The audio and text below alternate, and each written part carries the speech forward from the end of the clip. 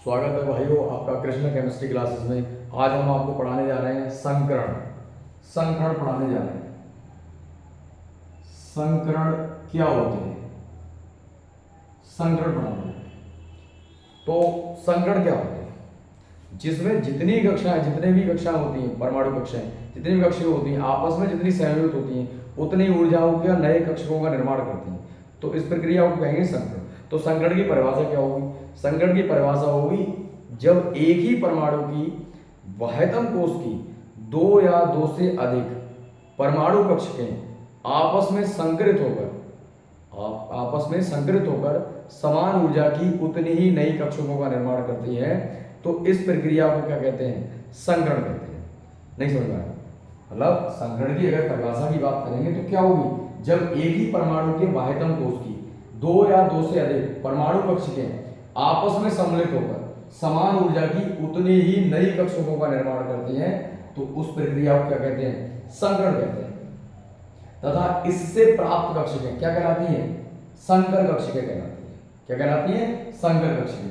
अब देखिएगा जरा संकरण के प्रकार में कौन कौन है। जैसे sp संकरण हो गया, sp2 संकरण हो गया, और sp3 संकरण हो गया, और sp3d संकरण हो गया, और sp3d2 संकरण हो गया, और sp3d3 संकरण हो गया। यानी कि हमारे पास संकरण की बात करेंगे तो sp संकरण, sp2 संकरण, sp3 संकरण, sp3d संकरण, sp3d2 संकरण, sp3d3 संकरण। अब बात आती है कि sp संकरण किसे कहते हैं? किसकी बात आ रही है? sp संकरण किसे कहते हैं? जब sp संकरण की बात आएगी बच्चों तो इसकी परिभाषा पहले देख लो, बहुत बढ़िया है।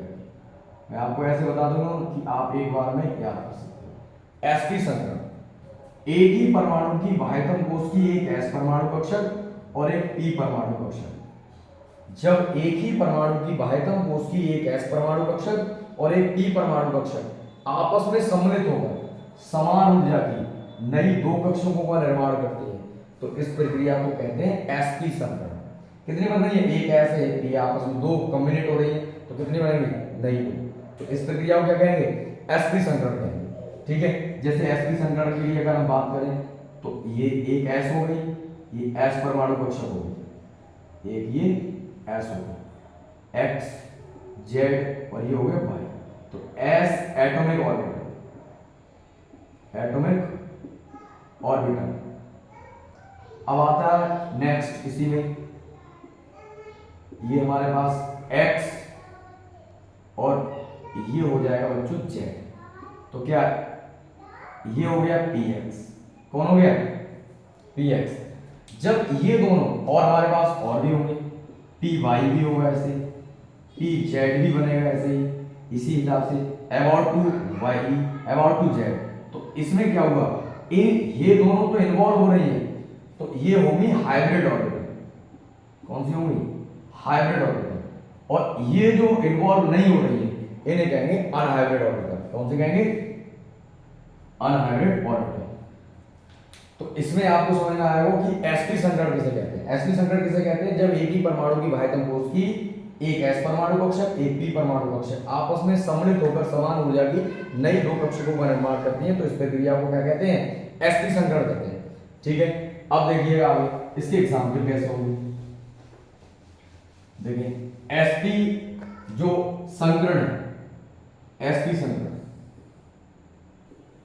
sp संकरण की बात मैं कर रहा हूं। तो sp संकरण में देखो जो आकृति होगी वो रेखीय होगी। कैसी होगी? इसमें जो बॉन्ड एंगल होगा वो 180 का होगा। देखिए हमारे पास जैसे VeCl2, VE का परमाणु क्रमांक कितना होता है? 4। कितना होता है? 4 होता है। अब हम इसकी एक इलेक्ट्रॉनिक अवस्था लिखते हैं 1s2 2s2 और 2p0। ये हमारी ग्राउंड स्टेट है। कौन सी स्टेट है इसकी? Ground state. अर्थात इसे कहेंगे आद्य अवस्था। आद्य अवस्था कौन सी अवस्था है? आद्य अवस्था। अब अगर मैं इसे एक्साइटेड करूं, उत्तेजित करूं, जैसे उत्तेजित का मतलब क्या होगा? जैसे कोई व्यक्ति नॉर्मल स्टेट में कहीं बैठा हुआ है और आप एकदम थप्पड़ मार दो ऐसे करके, तो वो कौन से स्टेट में आ जाएगा? अचानक ही एक्साइटेड हो जाएगा। तो वही इसकी कौन सी स्टेट देख रही है, एक्साइटेड। एक्साइटेड स्टेट में क्या होगा, 4 है, 1s2 2s2 और 2p 0 लिखा मैंने अभी। देखिएगा उत्तेजित कैसे होती है ये अवस्था। ये हमारे पास 2 इलेक्ट्रॉन है, एक इलेक्ट्रॉन यहाँ पर अभी नहीं है। जब हम इसे एक्साइट करेंगे तो इलेक्ट्रॉन ये कहाँ चला जाएगा, यहाँ आ जाएगा, ये तो ये इलेक्ट्रॉन यहाँ से हटकर कहाँ पहुंचेगा, ये कौन सी अवस्था में है, ये उत्तेजित अवस्था में। कौन सी अवस्था में, उत्तेजित अवस्था। ये इसकी कौन सी अवस्था हो गई, उत्तेजित अवस्था। तो ये उत्तेजित अवस्था में हमने इलेक्ट्रॉनिक विन्यास लिख दिया। अब क्या लिखेंगे, VCl2 में V पर संकरण, क्या संकरण, VCl2 में V पर संकरण। तो कैसे निकालेंगे, V तो हमने ऐसे लिख दिया 1s2 2s1 और 2p1। अब यहां पर हमने फिर लिखा ये देखिएगा 1 और 2, यहां पर जो इन्वॉल्व हुए हैं ये 2 ही हैं। तो इसमें संकरण तो हमें कन्फर्म हो रहा है, यहां पर कौन सा हुआ, S और P। अब बात आती है formation of VCl2, formation of VCl2, VCl2 का बनना। तो मैं यहां आगे दिखा दे रहा हूं, VCl2 का बनना। तो वही देखिएगा, V हमने इसका इलेक्ट्रॉनिक विन्यास लिखा, 2s1 लिखा और 2p1 लिखा, ठीक है, 1 2। अब हमारे पास कितने Cl हैं, 2 Cl।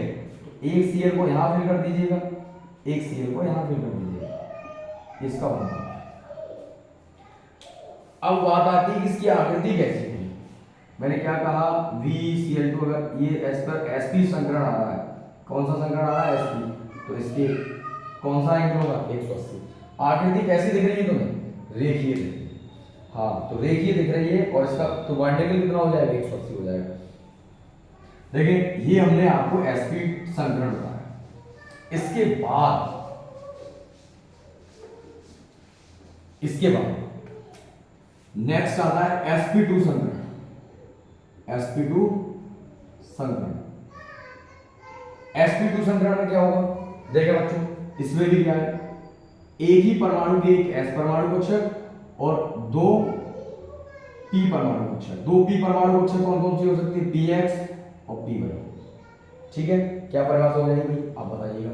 मैंने क्या कहा था, अभी परिभाषा मैंने बताई थी, जब हाँ क्या बता, हाँ जब एक ही परमाणु की बाह्यतम कोश की एक s परमाणु कक्षक और 2 p परमाणु कक्षकें आपस में सम्मिलित होकर समान ऊर्जा की नई 3 कक्षकों का निर्माण करते हैं, तो इस प्रक्रिया को कहते हैं sp2 संकरण। sp2 संकरण से प्राप्त कक्षकें क्या कहलाती हैं, sp2 संकर कक्षकें। ठीक है, अब इसके लिए कैसे बनाएंगे, एक ही परमाणु की बात कर रहे हैं ना, x y और ये हो गया z। ठीक है, अब आगे देखिएगा, यहां पर about two axis x axis, z पर हमने बनाया नहीं है और ये y हो गया। तो ये हमारा बच्चों क्या हुआ, px, ऐसे ही x y about two y और ये हो जाएगा z। अब px हो गया, ये x, ये क्या हो गया, py, ऐसे ही pz, x हो गया, y हो गया और ये z। ठीक है, इसके आगे रेंज मिलेगा हमारा क्या। अब इधर देखिए, ये s एटॉमिक ऑर्बिटल है, atomic orbital, s atomic orbital, यानी कि हम जो इन्वॉल्व कर रहे हैं इसमें, ये हो गई हाइब्रिड ऑर्बिटल। कौन सी हो गई, हाइब्रिड ऑर्बिटल, और ये हो गई अनहाइब्रिड। ठीक है, तो क्या परिभाषा थी मैंने बताई थी, जब एक ही परमाणु के बाह्यतम कोश की एक s परमाणु कक्षक 2 p परमाणु कक्षक आपस में सम्मिलित होकर या मिश्रित होकर समान ऊर्जा की नई 3 कक्षकों का निर्माण करती है, तो इस प्रक्रिया को कहते हैं sp2 संकरण। क्या कहते हैं, sp2 संकरण, sp2 संकरण कहते हैं। अब इसमें एग्जाम्पल देख लीजिएगा बच्चों, एग्जाम्पल सेम रहेगा जैसे हमारे पास सब आ जाए VCl3 VCl3 अगर आ गया तो इसका संकरण निकाल के दिखाएंगे। तो V का परमाणु क्रमांक होता है 5, 1s2, 2s2 और 2p1। It's ground state. कौन सी स्टेट होगी? ग्राउंड स्टेट होगी। ग्राउंड स्टेट है यानी कि इसे हम हिंदी में कहते हैं आद्य अवस्था। कौन सी अवस्था? या मूल अवस्था कह सकते हैं। क्या कह सकते हैं? मूल अवस्था। इसे एक्साइटेड करेंगे। क्या करेंगे? एक्साइटेड करेंगे, उत्तेजित करेंगे। उत्तेजित अवस्था कौन सी होगी इसकी? एक। अब लिखेंगे उत्तेजित अवस्था में, उत्तेजित अवस्था। उत्तेजित अवस्था में क्या आएगा? B। 5 लिखेंगे, 1s2, ये इलेक्ट्रॉन इसमें करेगा जंप और यहां बचेगा 2s1 और यहां होगा 2p2। देखिए हो गया, एक इलेक्ट्रॉन इसमें आ गया, एक इलेक्ट्रॉन इसमें, एक इलेक्ट्रॉन इसमें। अब लिखेंगे BeCl3 में B पर संकरण, BeCl3 में V पर संकरण। क्या करेंगे? आप यहां से कंक्लूड कर सकते हो, V बराबर 1s2, 2s1, 2p2। कौन सा संकरण होगा बच्चों? 1 2 3, यही तो इन्वॉल्व हुए तो sp2 संकरण हो गया। फॉर्मेशन जब करोगे, फॉर्मेशन में जब करोगे इसके लिए तो क्या करोगे? फॉर्मेशन में आपको सिर्फ इतना बदलाव कर देना है, 5 बराबर 1s2, 2s1, 2p2। ठीक है, 1 1 1। एक Cl को यहां फिल कर दोगे, एक Cl को यहां फिल कर दोगे, ये आपका बन गया sp2 संकरण का उदाहरण। इसके बीच में बॉन्ड एंगल होता है 120, तो इसकी फाइनल शेप क्या होगी? ये इसका स्ट्रक्चर होगा, इट्स sp2 हाइब्रिडेशन। अब नेक्स्ट पर आते हैं हम sp3। इसी प्रकार से एग्जाम्पल हमें बनाने हैं और इसी प्रकार से हमें डायग्राम बनाना है। अब सिर्फ हम बात करते हैं केवल परिभाषाओं पर, क्योंकि अब आप सीख चुके हो sp3 संकरण क्या होगा। sp3 संकरण में क्या होगा? एक s परमाणु कक्षक 3 p परमाणु कक्षक आपस में सम्मिलित होकर 4 नई कक्षकों का निर्माण करते हैं। क्या कहोगे? जब एक ही परमाणु की बाह्यतम कोश की एक s परमाणु कक्षक 3 p परमाणु कक्षक आपस में सम्मिलित होकर समान ऊर्जा की नई 4 कक्षकों का निर्माण करती है, तो इस प्रक्रिया को क्या कहते हैं? sp3 संकरण। ठीक है, अगली नेक्स्ट आएगा sp3d संकरण।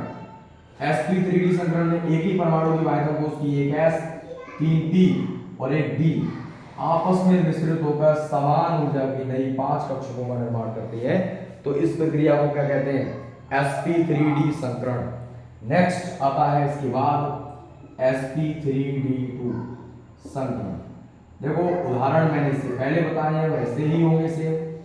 जब एक ही परमाणु की बाह्यतम कोश की एक s, 3 p और 2 d आपस में सम्मिलित होकर समान ऊर्जा की नई 6 कक्षकों का निर्माण करती है, तो इस प्रक्रिया को कहते हैं sp3d2 संकरण। नेक्स्ट इसके बाद लास्ट है जो हमारे पास sp3d3 संकरण। जब एक ही परमाणु की बाह्यतम कोश की एक s परमाणु कक्षक, 3 p परमाणु कक्षक और 3 d परमाणु कक्षक आपस में सम्मिलित होकर समान ऊर्जा की नई 7 कक्षकों का निर्माण करती है, तो इस प्रक्रिया को कहते हैं sp3d संकरण। आपके दिमाग में चल रहा होगा इसका उदाहरण क्या होगा? IF7। आपके दिमाग में चल रहा होगा इसका कौन होगा? SF6। आपका चल रहा होगा दिमाग में तो इसका होगा PCl5 और इसका भी होगा CH4। ठीक, ये संकरण। अभी मैंने लॉन्ग मेथड बताया था संकरण निकालने के लिए। अगर आप ट्रिक से करना चाहोगे तो ट्रिक से भी कर सकते हो। ट्रिक वाली वीडियो मैंने वैसे पहले बना दी है, मगर आपको मैं एक बार और बता देता हूं कि संकरण आप क्वेश्चन को देखकर कैसे बताएंगे। जैसे आप देखिए, देखो ये ट्रिक है, ट्रिक याद कर लीजिएगा, ये हमारे गुरु ने हमें बताई ट्रिक। यदि इलेक्ट्रॉनों का योग 2 से 8 तक हो, 2 से 8 तक हो, तब 2 से भाग कर देना बच्चों। यदि इलेक्ट्रॉनों का योग 2 से 8 हो, 2 से 8 तक हो, 2 हो या 8 तक हो, तो 2 से भाग कर दो। अगर 8 से ज्यादा हो 8 से ज्यादा 56 तक तब आप 8 से भाग कर देना। इससे भाग कर देना 8 से। अगर 56 से कितना भी ज्यादा हो, 56 से ज्यादा, तब आप 18 से भाग कर देना। यदि इलेक्ट्रॉनों का योग 2 से 8 तक हो तो आप 2 से भाग करना। 8 से 56 तक हो, 8 नहीं होना चाहिए, 8 से ज्यादा, 8 से ज्यादा 56 तक हो तो 8 से भाग कर देना। 56 से ज्यादा कितना भी हो 18 से भाग कर देना। देखिएगा NH3 जो अभी हम कर रहे थे BeCl2, बहुत बड़ा मेथड अभी हमने बताया था, शॉर्ट ट्रिक से देखिएगा। बी के बाह्यतम कोश में कितने इलेक्ट्रॉन होते हैं? 2। इसकी बाह्यतम कोश में कितने इलेक्ट्रॉन होते हैं? 7। 7 दूनी 14 और 2 16। 16 किस रेंज में फंस रहा है? इस रेंज में।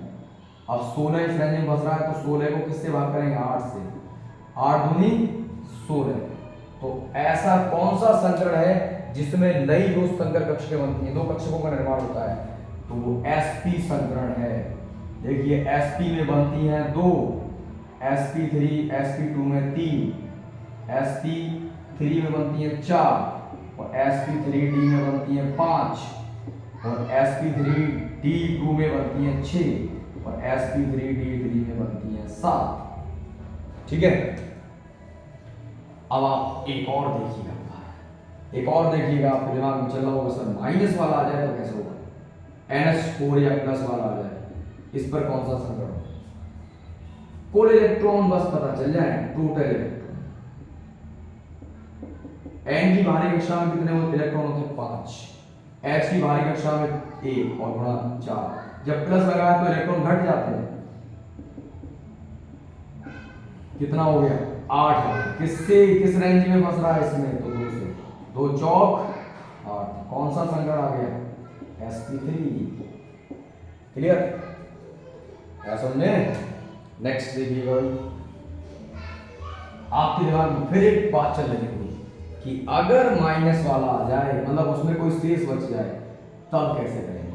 जैसे BCl3 आ गया, P की बाहरी कक्षा में कितने इलेक्ट्रॉन होते हैं? 5, Cl के 7। कितना हो गया? 5 प्लस 7 ये 21, 26 हो गए। 8 से भाग करना पड़ेगा। 8 या 24, 24 आ गया तो 8 या 2 बचे। अब आप सोच रहे हो 2 को क्या करें? वो तो नीचे वाली रेंज में आ गया तो 2 एकम 2, तो इन दोनों को जोड़ो 4। 4 का मतलब कितना हो गया? sp3 संकरण। आप सोच रहे हो छोटे छोटे हो रहे हैं, अब एक और बताते हैं हम आपको। एक बात करते हैं IF से। I की बाहरी कक्षा में 7, इसकी बाहरी कक्षा में भी 7। 7 सत्तू सत्तू 49, 56। 8 किससे भाग करो? 8 से। 8 सत्ते 56। कौन से में बनता है ये? sp3d। कौन सा संकरण होगा? sp3d3। क्लियर? यह आप तैयार करिएगा, कल हम आपको बताएंगे ऊर्जा आरेख कैसे खींचते हैं। MOT क्या होती है? मॉलिक्यूलर ऑर्बिटल थ्योरी क्या है ये बताएंगे।